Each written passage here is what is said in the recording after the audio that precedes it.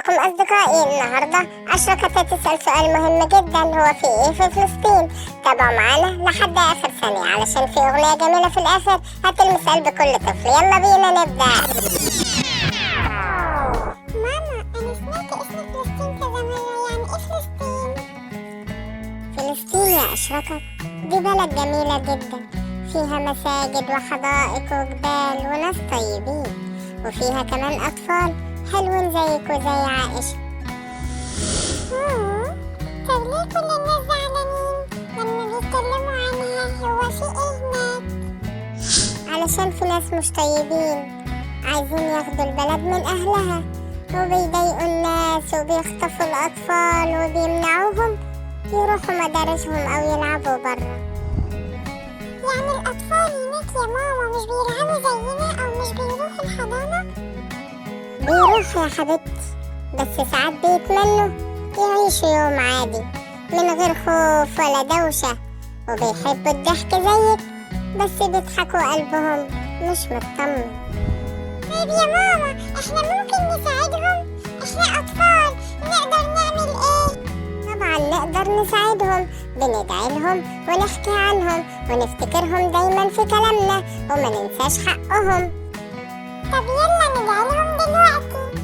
اللهم انصر أهل فلسطين واحفظ أطفالهم وفرح قلوبهم وخلي الضحكة ما تفرقهمش يا رب.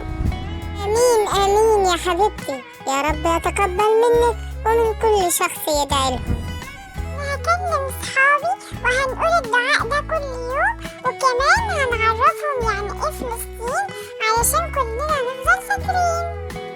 فكرة جميلة يا أشرقت، وأنا كمان هحكي لكل الكبار الخير بيبدأ من الكلام ومن القلب اللي بيحب.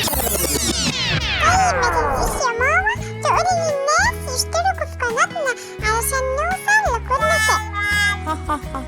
أكيد يا أشرقت، اشتركوا في قناة مغامرات أشرقت وعائشة وشاركوا الفيديو ده مع كل اللي تعرفوه علشان الدعاء يوصل من قلب القلب.